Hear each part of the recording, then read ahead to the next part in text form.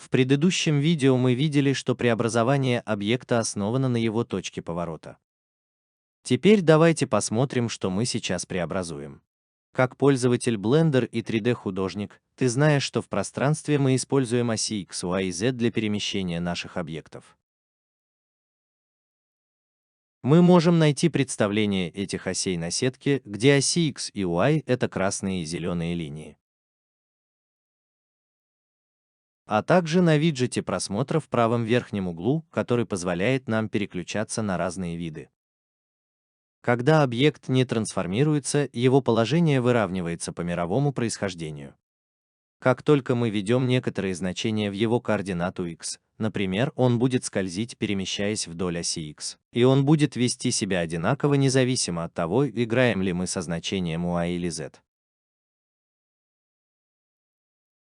Нет никаких ограничений на эти значения, они могут быть положительными или отрицательными, и наш объект будет двигаться влево, вправо, вверх и вниз, или вперед и назад, в зависимости от них. Если я введу значения 1 и 1 на x и z, мы сможем увидеть смещение нашего объекта от центра нашей сцены.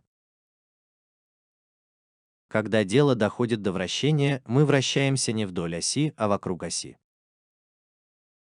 Если я поворачиваюсь вокруг оси x, я вижу, что мое значение поворота x меняется, и мой объект в данный момент вращается вокруг красной стрелки.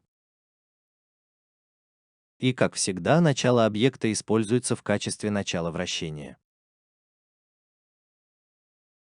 Если у тебя возникли трудности с пониманием того, на какой оси ты собираешься вращаться, ты можешь активировать штуковину вращения, которая сделает это более очевидным. Если я сейчас выполню сканирование, нажав S, и сконцентрирую его на оси X, нажав X, ты сможешь увидеть, что я масштабирую свой объект вдоль выбранной оси. То же самое здесь по оси Y или по оси Z. Итак, масштабирование происходит вдоль оси объекта. Последний вариант, который доступен для объекта, это дельта-преобразование. Когда я захожу в свойства объекта, я вижу эту панель дельта-преобразования, которая выглядит как классическая панель преобразования. Дельта-преобразования ведут себя так же, как преобразование, но они добавляются поверх вашего преобразования. Так что ты можешь видеть здесь, когда я добавляю дельта-преобразования 1 и 1 поверх моего классического преобразования 1 и 1. Мой объект смещается в положение 2 на x и 2 на z. Честно говоря, я почти никогда не использую дельта-преобразование, и я не думаю, что мы будем использовать его во время этого курса. Это может быть полезно всякий раз, когда вы хотите компенсировать существующую анимацию объекта, например. Допустим, у вас есть анимация движения вверх и вниз, и вы хотите легко компенсировать это сбоку. Использование дельта-преобразования облегчит вашу жизнь. Но есть и другие способы сделать это, и мы увидим это во время курса.